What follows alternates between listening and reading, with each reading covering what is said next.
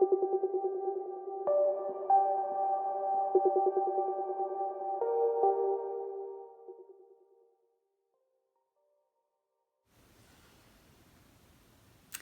everyone, my name is Amelie Grace, and this is a Gene Keys astrology series where we're going to be tracking the transits and looking at specific planetary configurations and asking, how are these planets and the signs and gene keys that they're activating revealing an underlying story to the evolution of consciousness, of culture, and of the psyche itself.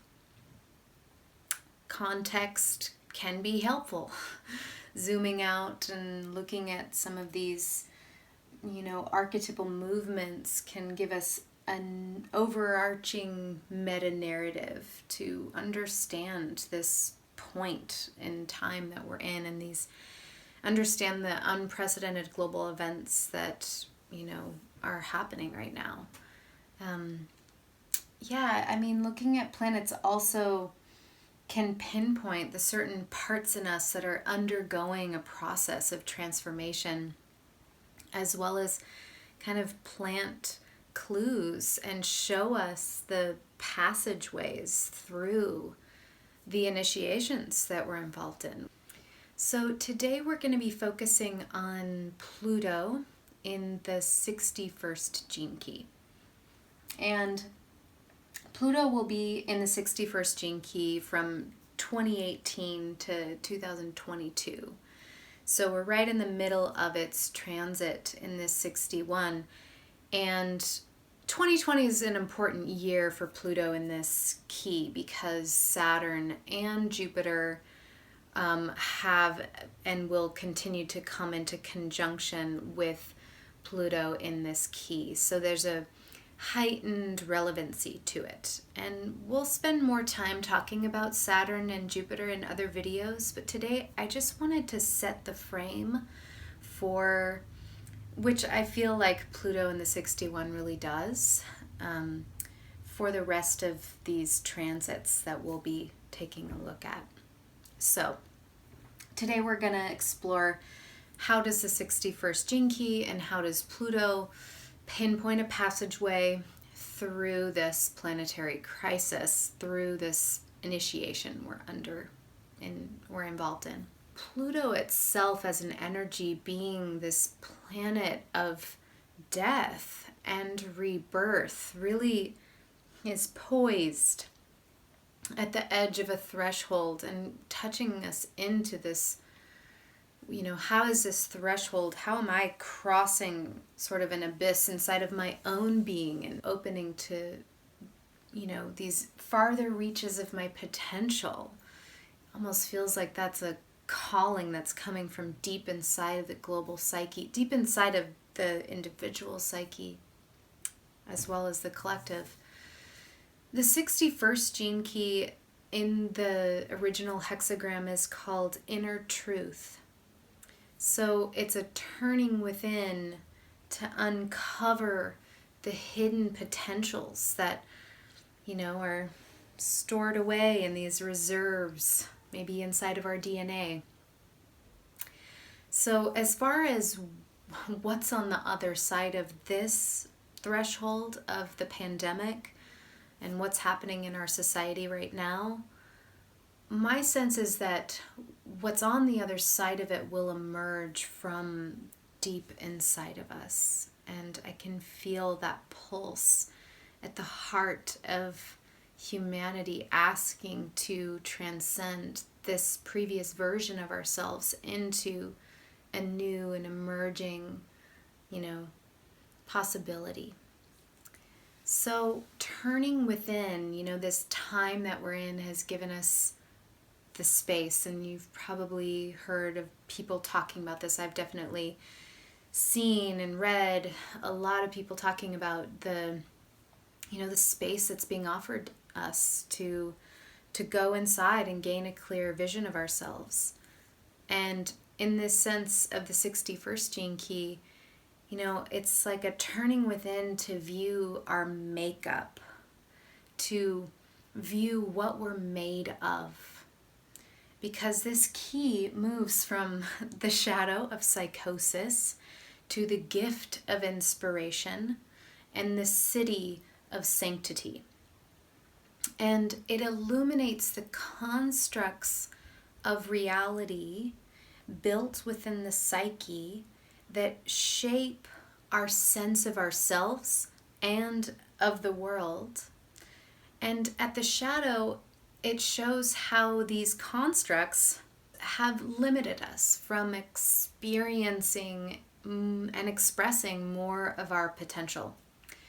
And this key engages a process of breaking out of what is often the narrow and skewed architectures into an emerging landscape of our true nature's brilliance. I've also heard people talking about how there's no going back to normal. And in a sense, with Pluto here stimulating a mutation of these constructs, I get the sense that there really is no going back to the old constructs, to the old models of reality. In this space, we're being given the opportunity to recreate ourselves and so the world.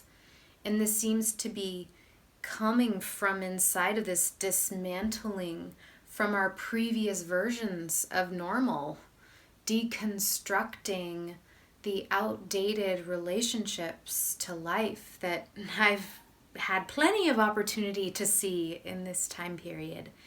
It's hard not to see all of my blocks. In fact, it feels like they're amplified. And that sort of mirror of the self is so, charged. And so with a deconstruction of something, what a process. But there's a reconstructing and a renewal on the other side that can put us in touch with something more true. Like get a sense of what's true about me. What do I truly value that I haven't been making space for in my life? So Psychosis and its programming partner, which is the shadow of intellect. These two shadows reveal how the mind seeks to explain the mysteries of life. And seeing this from a wider lens and a more historical context, this is how, entire cultures will establish a worldview that, attempts to understand who we are as humans and our place in the world and what is the world through either the left or the right brain. The right being more religious and the left being more scientific. And Richard Rudd talks about this in these gene keys. Interestingly enough, the last time that Saturn and Pluto had a conjunction in the sign of Capricorn, which happened in January of 2020, was 500 years ago, when Western culture sat at an incredibly poignant moment in its history where a pendulum swung from one worldview, one paradigm into the next, where previous to, the 1500s, the paradigm was more entrenched in religion and, the institution of the church and religious views or dogmas, and then, kind of reached its climax and then swung. And 500 years ago was the Copernican revolution, when humans discovered the sun was at the center of the solar system, which empowered this whole swing into attempting to solve life's questions and mysteries through reason and logic. And there was a great empowerment of the mind. So the last many centuries have been this paradigm that's been more based through the logic, through science, knowledge, facts, which are the domain of the 61 and the 62.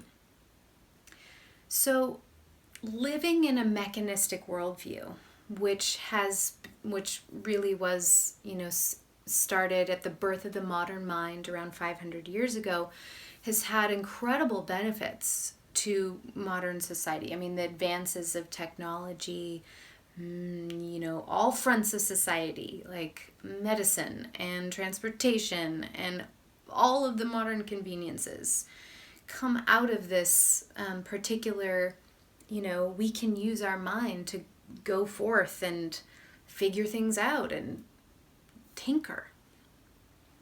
But the consequences have been massive. And, part of this worldview that we're coming out of is, fundamentally separated us with the natural world.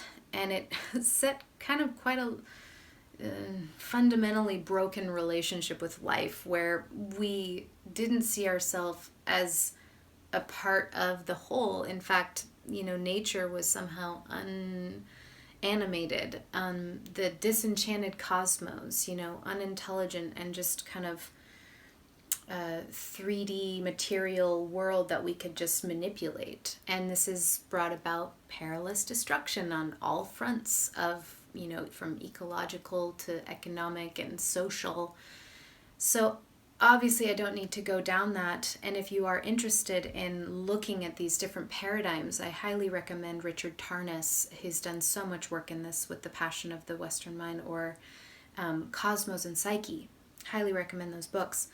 But what I want to make a point of here is that we're experiencing a same configuration, a planetary configuration that hasn't happened since that time, which to me, it says that it's inciting another one of those pendulum swings, though this time I suspect it's not just going back to some other, right brain approach, but more so it's signaling a fundamental synthesis of that which we've gleaned from both sides, and moving into a new worldview that is more holistic and integral and sees ourselves as whole with the universe, reweaving the poles and allowing for this emergence of something new to occur. So what we're evolving out of really matches a lot with psychosis.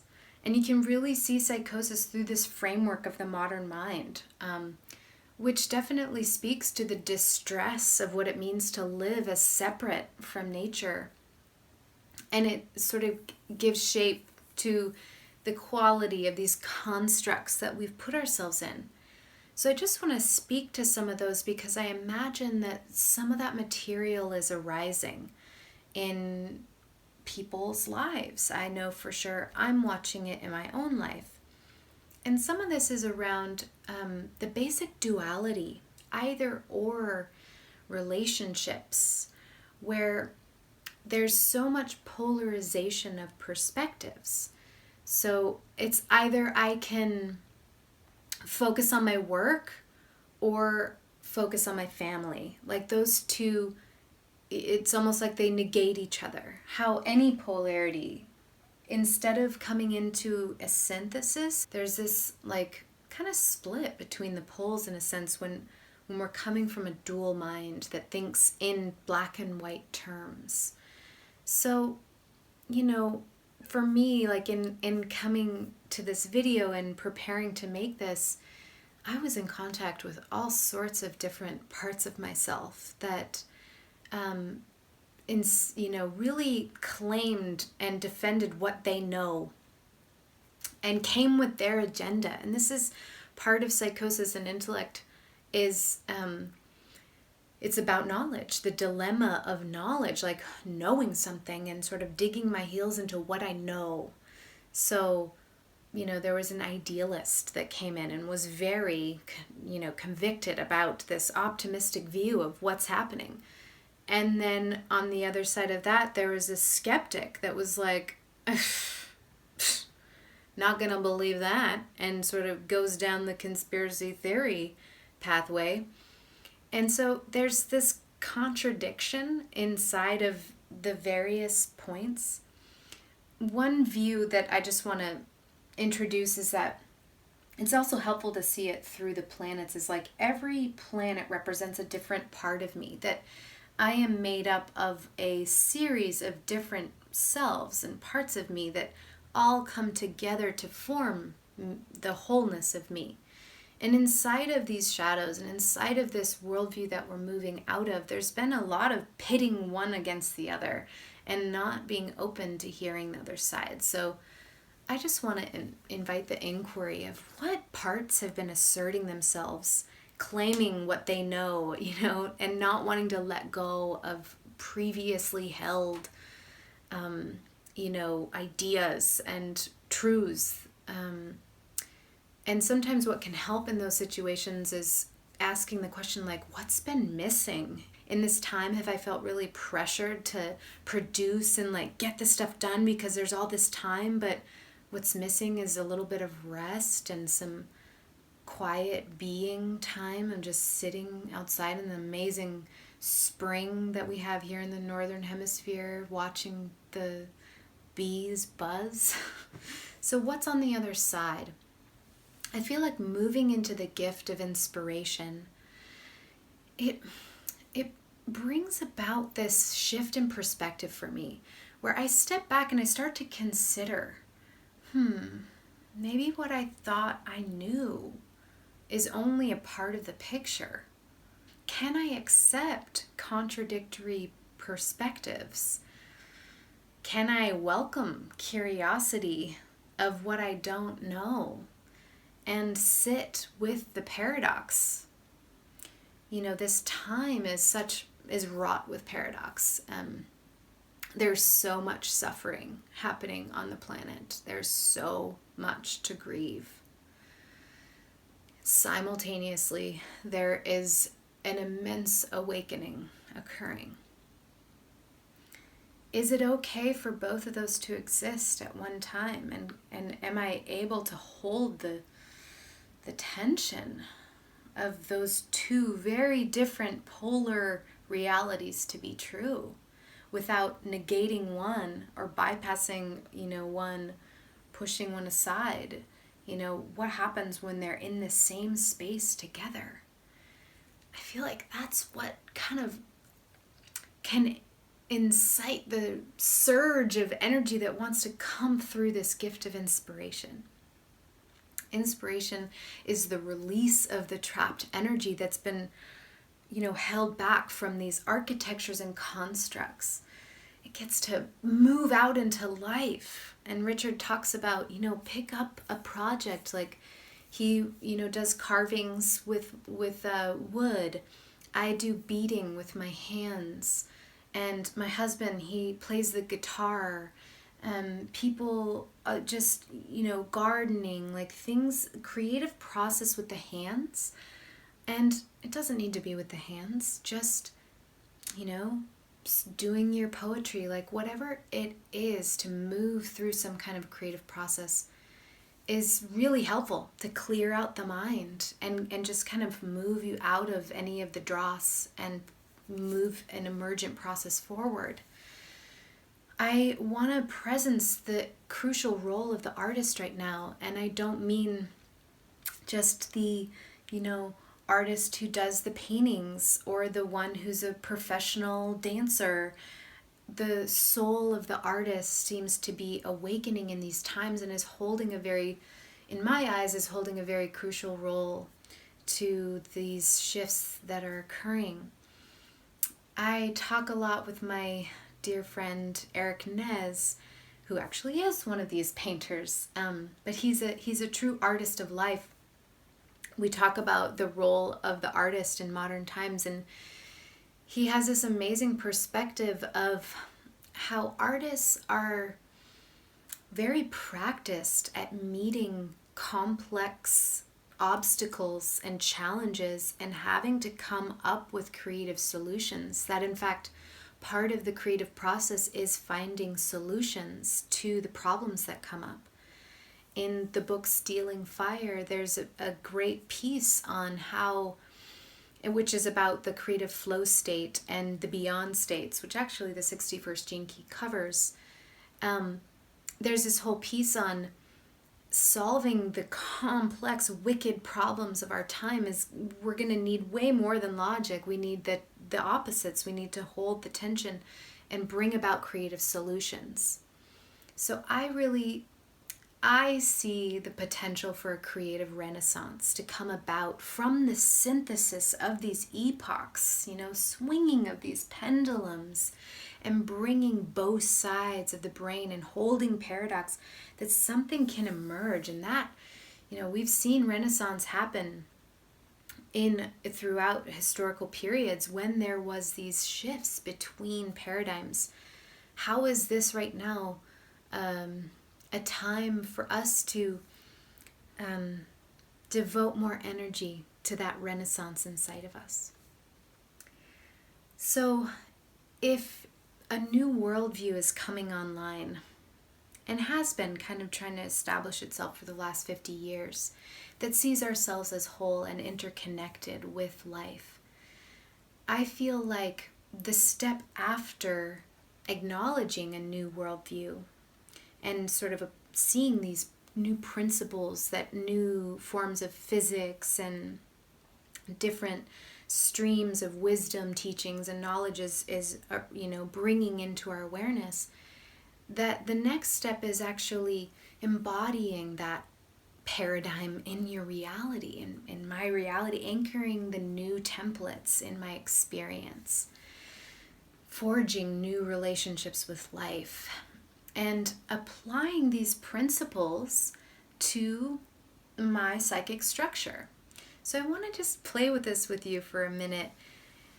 If the core of life is a mystery, which we could say that part of moving into this new space, and really, the 61st gene key, the city of Sanctity, speaks to entering the unknowable, and it's about how life is a mystery. The core of life is not to be solved, it's to be lived. So if this is something that I embrace, then I ask myself, am I willing to let go and ride the edge of the unknown within my being?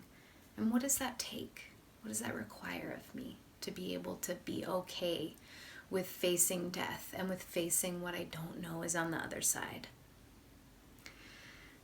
If the universe is holographic and the subjective and objective, inner and outer worlds are actually interdependent and self-implicate each other rather than separate, then I ask, where does this crisis live inside of me? And can I solve the struggles? Can I resolve the struggles and triggers that I see happening and that come up in reflection at certain moments with certain kinds of energy? Can I resolve that inside of myself? If there's a growing awareness of the plurality of truth and the multiplicity of selves that make up our internal psychology, and that, all the world's religions have a piece of the truth, there's a plurality of this perspective, then can I engage these differing perspectives and sets of needs inside of my own system from a center place that can actually synthesize them into greater coherence, like a master conductor? Maybe it'll take a while to become a master. Slow down, Alma. But to learn how to be the conductor of the many parts of me. So I just want to touch on how dismantling these constructs and remodeling the mental frameworks through which we have known ourselves and known reality and the world to be can be utterly terrifying. So if I'm going to embrace the question, what is on the other side of the known, then for me, I need to feel safe. Because these parts of me that have held their strong views are protectors. And so I've found the practice of tending my vulnerability from center, like that conductor, And letting them know, letting the young ones in me, and maybe you see it as like the nervous system that's in the fight or flight, like really midwifing my nervous system through the crisis of birth, to put my hand on my heart and take 5 seconds of a breath in and 5 seconds of a breath out, and do that for a few minutes has been really helpful for me to like bring coherence and sort of calm things down. But I just wanted to really presence that this is freaking hard, and having tools and being in nature and listening to really good music, these are all really awesome things we can do for ourselves, to really be with ourselves, though, and say, hey, it's okay, I'm here, we're gonna be okay. Even death is just a beginning. It's just a welcoming into some new, something's on the other side. So as we come into a close, I want to open up the door to the city of Sanctity, the farther reaches of this gene key, and see how Pluto might be stirring an empowerment of the true nature of our mind when it hits that octave of those harmonic geometries that formulate, the vibratory field of life. I love sacred geometry, and to see something like the vector equilibrium, it helps me to see the underlying substructural integrity of space-time reality that's always stabilized, even if the surface of reality and humans go left and right. There's an inherent structure holding life in its dynamic equilibrium, or else we wouldn't be here.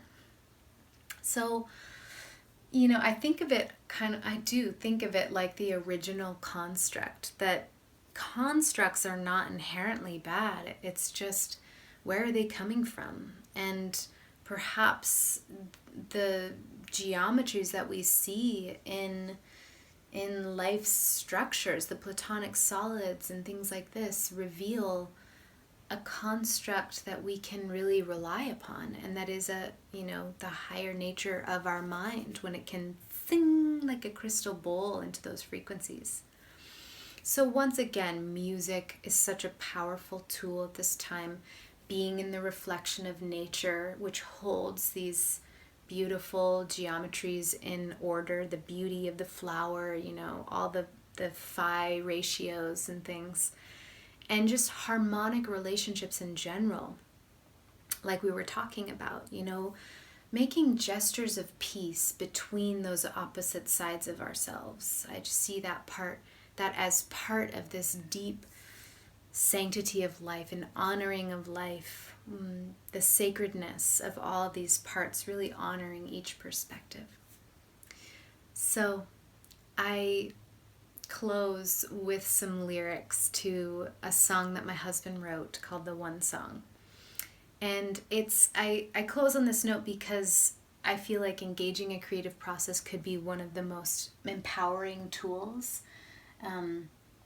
Part of the integrity of this time, like how to walk through the fires of this time and stay sane, really, is by engaging some kind of creative process, even if it doesn't have anything to do with the arts, but just involves you bringing something new into the world or thinking a different way. But Theo in this song writes, "Do you ever feel like you're about to collapse and explode? Well, that's the perfect curve of the divine ratio. So fold into the twinings and spiralings of a golden old, yet fresh new moment, ready to love and behold you, like a newborn baby in her grandpa's arms, and the light just arriving from a distant star. It's everywhere we are, once we look, even in a simple complex melody and hook called The One Song." So much love to you all. We'll see you next time.